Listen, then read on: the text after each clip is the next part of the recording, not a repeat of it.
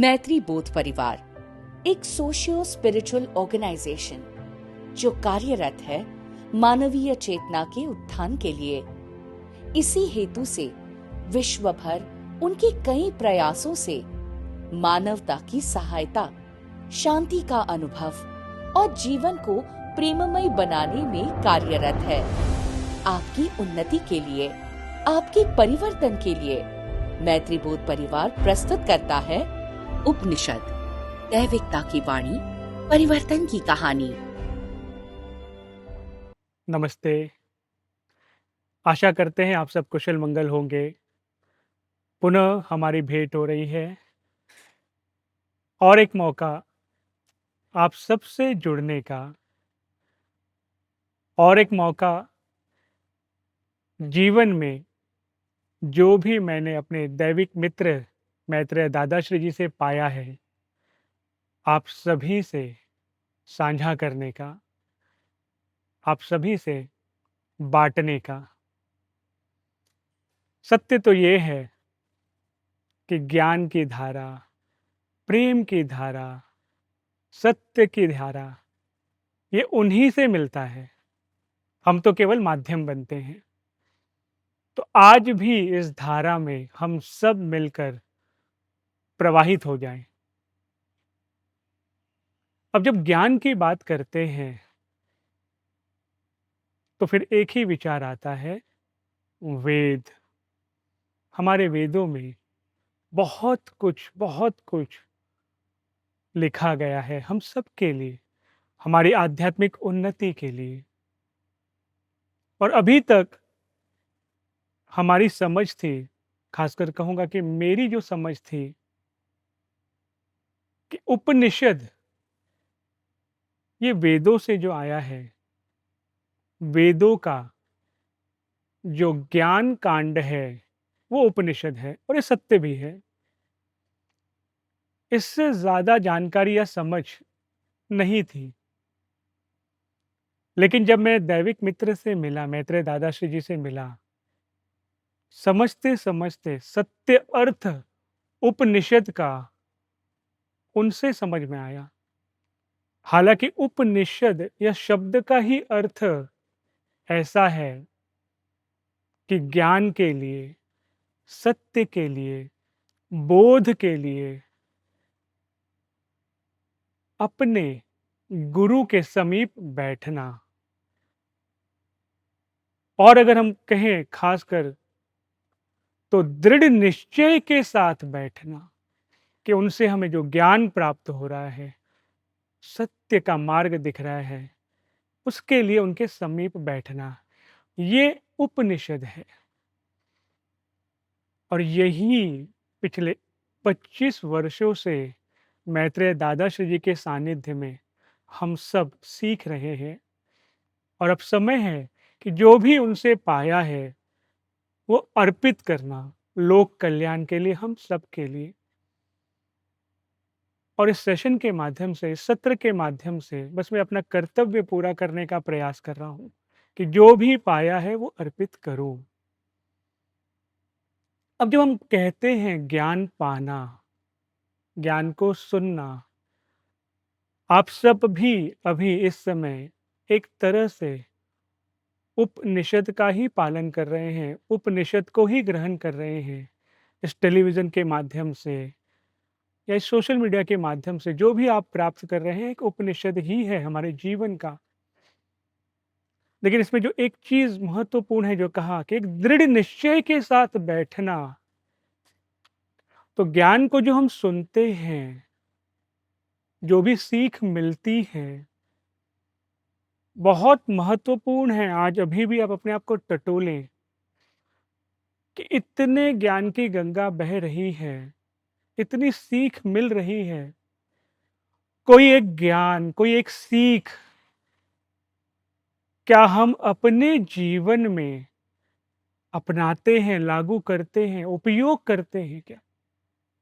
कोई भी एक सीख अपनी सुविधा के हिसाब से, जितनी भी बातें आप सुन रहे हैं या सुनते आए हैं, केवल ये देखें कि क्या कोई एक सीख कोई भी एक ज्ञान की बात अपने सुविधा के अनुसार हम अपने जीवन में लागू कर रहे हैं क्या?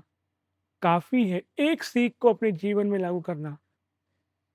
करके देखें। आज भी जब हम बात कर रहे हैं तो देखें, लिखें कि ये एक सीख मैं मेरे जीवन में लागू कर सकता हूँ, कर सकती हूँ।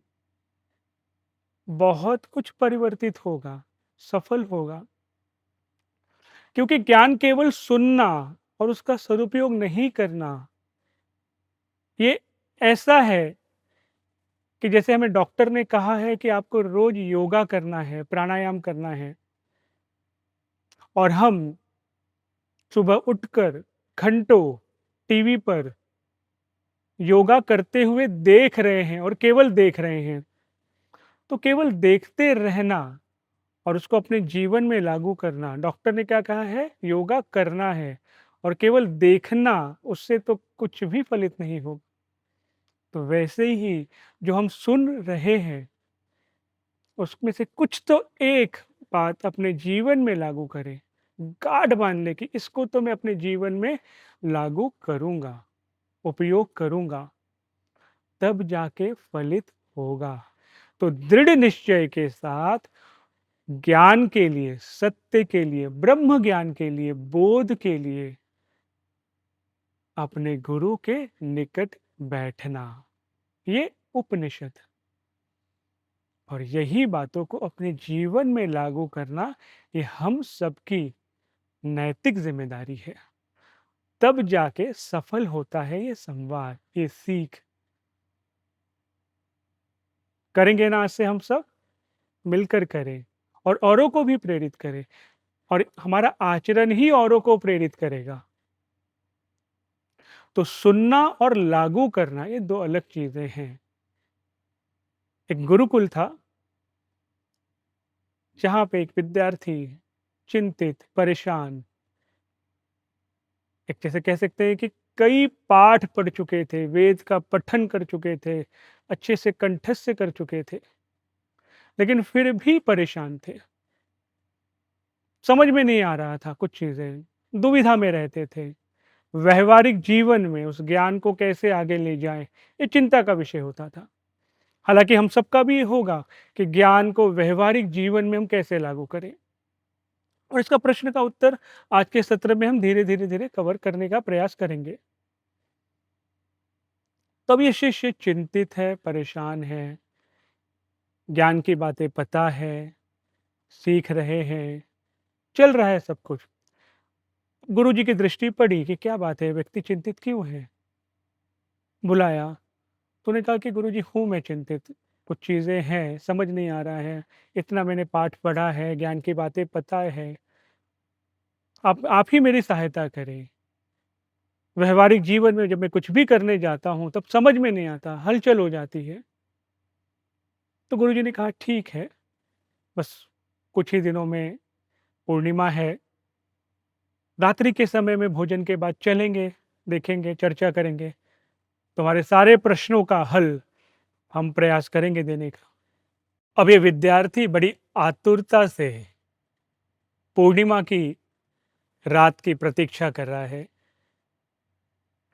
विशेष होता है जब स्वयं हमारे गुरु व्यक्तिगत समय हमें दे,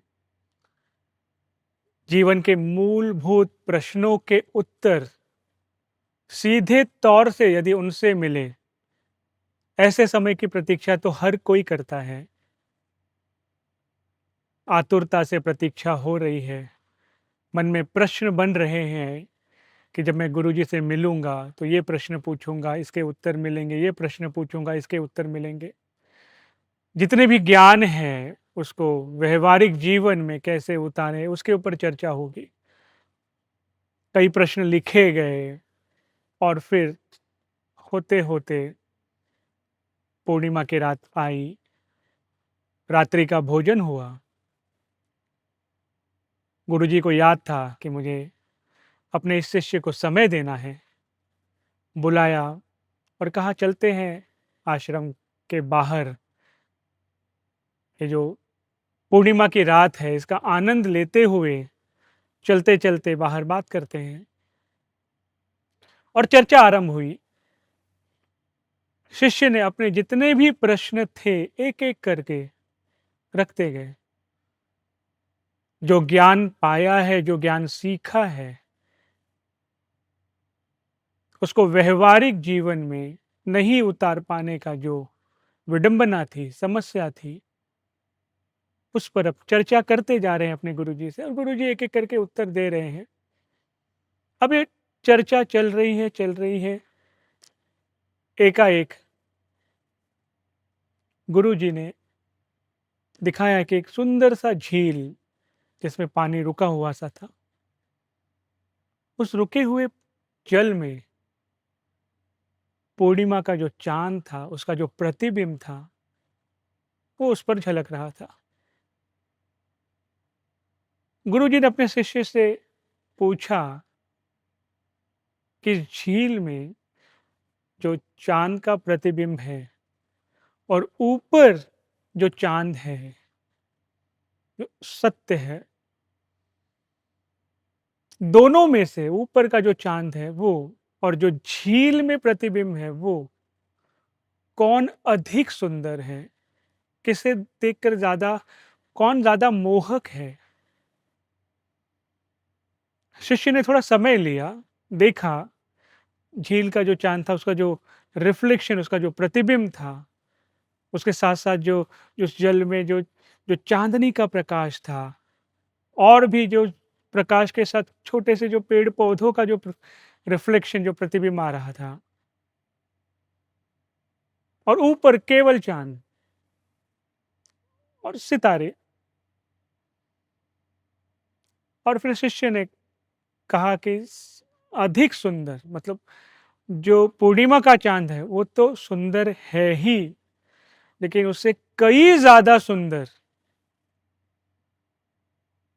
ये जो झील में प्रतिबिंब दिख रहा है वो है, वो ज्यादा सुंदर है, वो ज्यादा मोहक है। गुरुजी ने भी कहा बिल्कुल ऐसा ही है, सत्य है। अब गुरुजी ने क्या किया, एक छोटा सा पत्थर उठाया, छोटा, और उस झील में फेंका। जैसे ही वो पत्थर झील में गया, जो प्रतिमा थी, जो प्रतिबिंब था, वो पूरी तरह से ब्लर हो गया। रिफ्लेक्शन कुछ खास नहीं, प्रतिबिंब कुछ खास नहीं। और फिर गुरुजी ने कहा कि ये पत्थर तुम उस चांद पर, उस पर फेंको और देखो कि उस पर पे क्या इम्पैक्ट होता है, क्या परिवर्तन होता है। शिष्य ने कहा गुरुजी मैं कितना भी प्रयास कर लूं, मैं जानता हूं कि ये पत्थर मैं उस चांद तक नहीं पहुंचा सकता हूं, कितनी भी गति से मैं फेंक दूं, कितनी भी ऊर्जा से मैं फेंक दूं, ये वहां तक नहीं पहुंचेगा। और पहुंच भी गया तो भी इस पत्थर से उस चांद का कुछ नहीं हुआ, उसका आकार इतना है, उस पर कुछ कुछ भी फर्क नहीं पड़ेगा। गुरुजी ने पूछा तो इसमें क्या सीख है? इतना ज्ञान पढ़ा है तो सीख क्या है? शिष्य कहता है नहीं समझा गुरुजी, यदि आप ही समझाएं तो और अच्छे से समझ आएगा। तो गुरुजी ने कहा जो तुमने पाया है, सुना है, पढ़ा है, लिखा है, बहुत सुंदर है सुनने में, ये उतना ही सुंदर है जितना सुंदर तुम्हें वो चांद, उसकी उसका जो प्रतिबिंब था इस झील में, उतना सुंदर ये तुम्हारा ज्ञान है जो तुमने सिर्फ सुना है,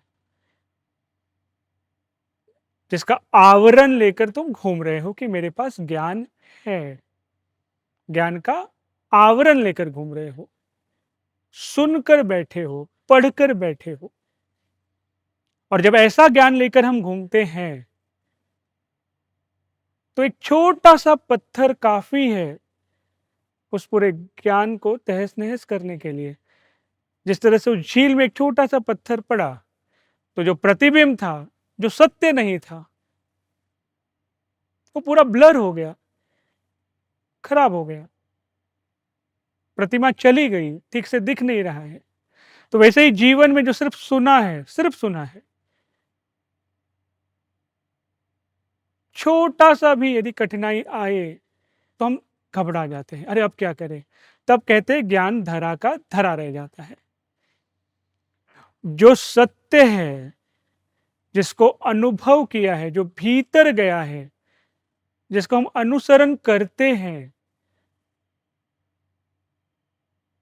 उस ज्ञान का जिसका अनुभव हुआ है, जिसका हम कह सकते हैं कि रोज अपने जीवन में प्रैक्टिस करते करते करते वो भीतर चला गया है, उस ज्ञान का समझ आया है, उस ज्ञान में जिए हैं, उस सत्य में जिए हैं, उस सत्य का बोध हुआ है, वो जो असली चांद है, जहां तक पत्थर पहुंच नहीं सकता, पहुंच भी जाएगा तो कुछ हलचल नहीं होगी।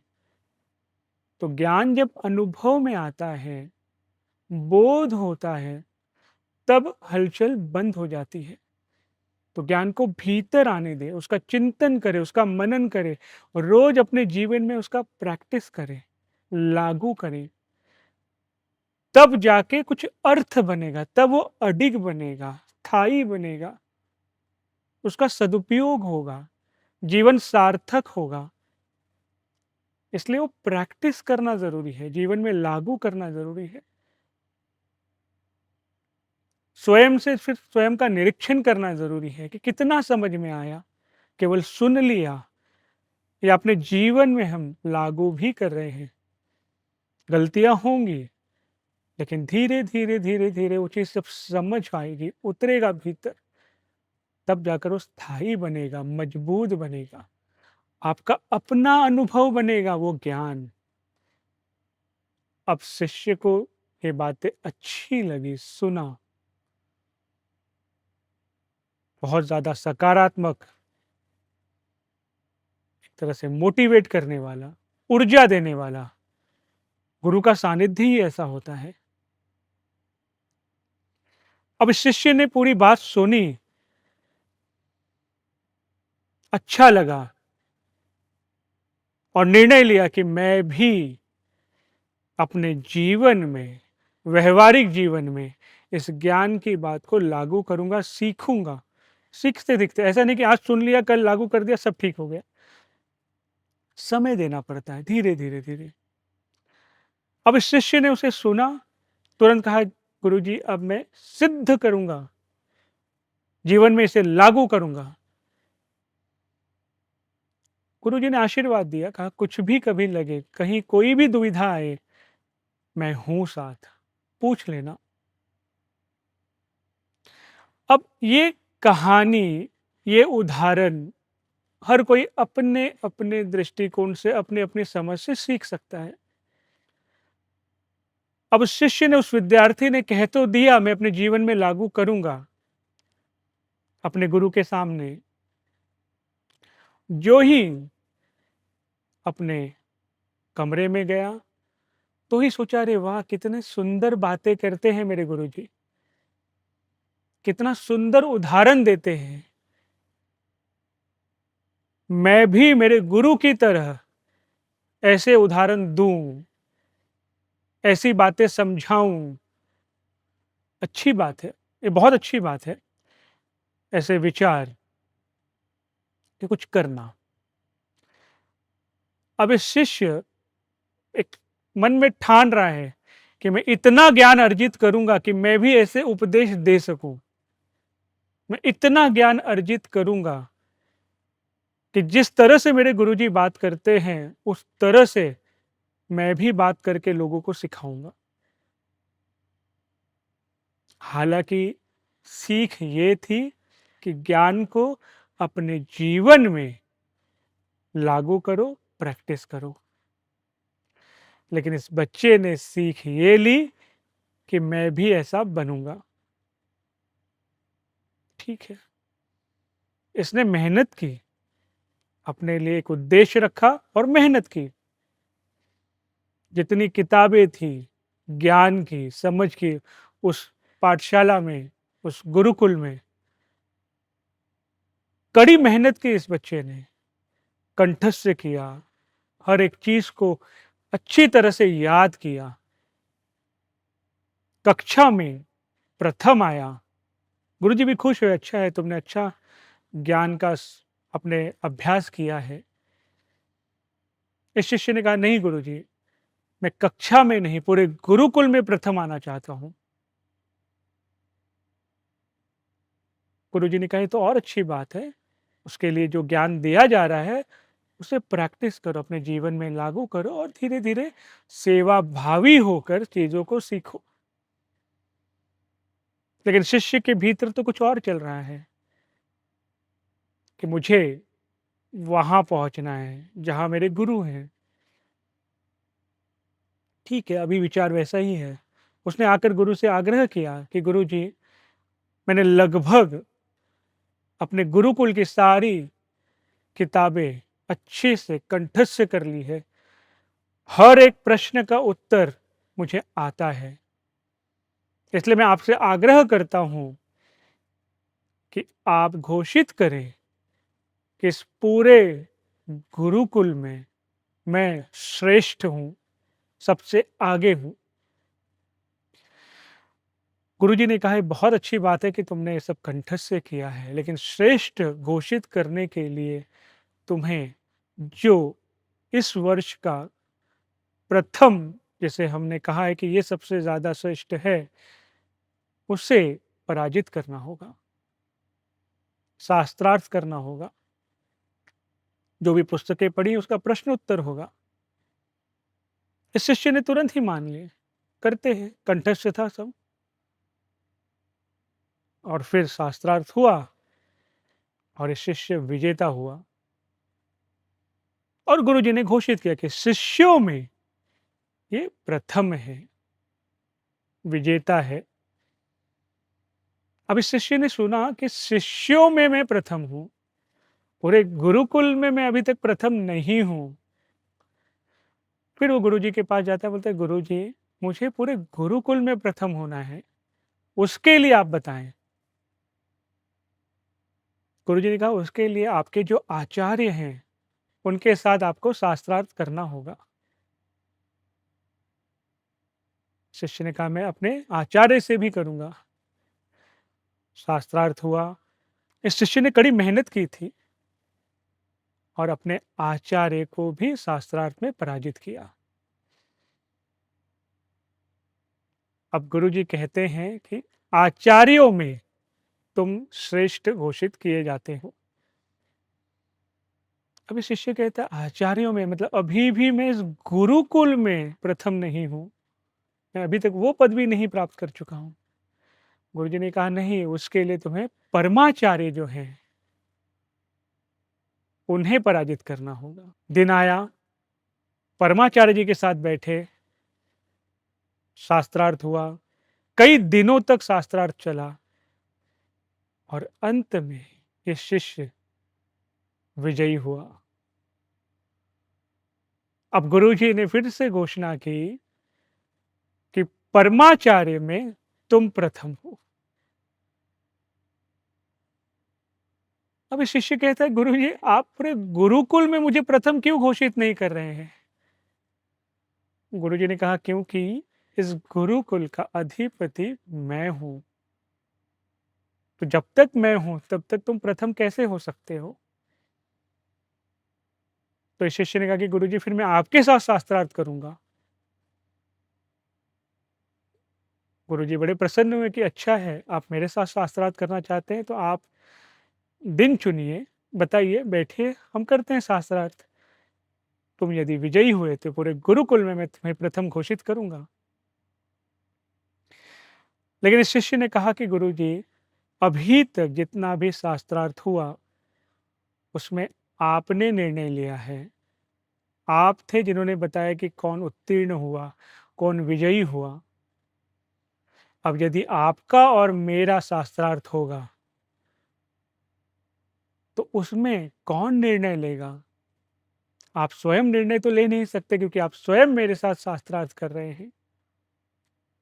तब गुरुजी ने कहा कि तुम्हारा और मेरा जब शास्त्रार्थ होगा तब अग्नि, स्वयं अग्नि इसके निर्णयकर्ता बनेंगे। वही निर्णय लेंगे कि कौन विजयी है और कौन पराजय है। जब शास्त्रार्थ के लिए बैठेंगे तो हम दोनों के चारों ओर, तुम्हारे चारों ओर और मेरे चारों ओर, एक अग्नि प्रज्वलित किया जाएगा और अग्नि ही बताएगा कि हम दोनों में से कौन विजयी है। तब शिष्य ने कहा कि गुरुजी, मैंने हालांकि सारी पुस्तकें पढ़ी हैं जो आपने ही लिखी हैं, तो मैं आपको पराजित करूंगा कैसे, क्योंकि आपने लिखी है। इसलिए आप मुझे अनुमति दें कि इस गुरुकुल की जो पुस्तकें हैं उसके अलावा जो बाकी पुस्तकें हैं उसमें से भी मैं आपसे प्रश्न पूछ सकूं। हालांकि आप मुझे केवल इस गुरुकुल की पुस्तकों से ही प्रश्न पूछना। गुरुजी हैं, उन्होंने कहा कि आप विश्व के, ब्रह्मांड के जो भी पुस्तक या ज्ञान हैं उसमें से मुझे प्रश्न पूछ सकते हैं और मैं केवल इस गुरुकुल के ही प्रश्न पूछूंगा और फिर हमारा शास्त्रार्थ होगा। इस शिष्य ने समय मांगा, जहां से जो भी पुस्तक मिली उसके प्रश्न तैयार किए, सूचिका तैयार की कि ये पूछूंगा, ये सारी चीजें तैयार की। और वो दिन आया जहां पर एक शिष्य अपने गुरु के साथ शास्त्रार्थ करने बैठा। गुरु जी के मन में हर्ष है, एक अलग आनंद है कि आज वो दिन है जहां पर मेरा शिष्य उस स्थिति पर आया है, उस लेवल पर आए हैं कि मेरे साथ शास्त्रार्थ करेंगे। वो एक अलग ही आनंद है, क्योंकि हर गुरु यही चाहता है कि उसका शिष्य, उसका विद्यार्थी उन्नति करे, प्रगति करे, बढ़े आगे। अब शिष्य ये सोच रहा है कि वो दिन आ गया जब मैं गुरुकुल में प्रथम घोषित होऊंगा। मुझे मेरे गुरुजी प्रथम घोषित करेंगे इस गुरुकुल में, और वही भाव, ऊर्जा लेकर शास्त्रार्थ के लिए बैठे। शिष्य के चारों ओर अग्नि प्रज्वलित की गई, गुरुजी के चारों ओर अग्नि प्रज्वलित की गई। पहले शिष्य ने प्रश्न पूछना शुरू किया। गुरुकुल की जो पुस्तकें थे उसमें से एक भी प्रश्न नहीं पूछ रहा है, क्योंकि उन्हें पता है कि सारे पुस्तकें तो गुरुजी ने ही लिखी हुई हैं। तो शिष्य जो है, जो बाहर की पुस्तकें हैं जिसमें जटिल से जटिल प्रश्न हैं, वो पूछ रहे हैं। गुरुजी उत्तर दे रहे हैं। कुछ उत्तर पुस्तक के हिसाब से सही ना हो, देते जा रहे हैं। शिष्य अपने हिसाब से प्रश्न पूछ रहा है, उत्तर दे रहा है। गुरु अपने हिसाब से प्रश्न पूछ रहे हैं, उत्तर दे रहे हैं। गुरुजी के हर एक उत्तर से अग्नि सौम्य होते जा रही थी। अग्नि का जो रूप है वो सौम्य होते जा रहा है। जिस भाव से, जिस ऊर्जा से गुरुजी उत्तर दे रहे हैं वो सही है या फिर पुस्तक के हिसाब से गलत है, तो भी अग्नि सौम्य रूप धारण कर रही है। और जब शिष्य उत्तर दे रहे हैं, यदि उत्तर गलत है तो अग्नि और प्रज्वलित हो रही है, तेज हो रही है, ताप बढ़ रहा है। उत्तर यदि सही है तब तो और ज्यादा उग्र रूप ले रही है। और शिष्य भी समझ नहीं पा रहा है। शुरुआत में बड़ा हर्ष था कि अच्छा, मेरे मेरे उत्तर से अग्नि प्रसन्न हो रही है, जो इतना प्रचंड रूप धारण कर रही है। और गुरु जी का जो अग्नि है वो तो एकदम सौम्य होते जा रही है, और इतना सौम्य कि वो अग्नि भी शीतलता प्रदान कर रही थी गुरु जी को। और शिष्य के हर एक उत्तर से अग्नि का जो रूप है वो तेज और ताप बढ़ रहा है, इतना कि अब शिष्य को सहन नहीं हो रहा है ये तेज और ताप। मैत्री बोध परिवार से जुड़ने के लिए आज ही संपर्क करें हमारे हेल्पलाइन नंबर 8929707222 पर। हमारी वेबसाइट है www.maitribodh.org और ईमेल info@maitribodh.org।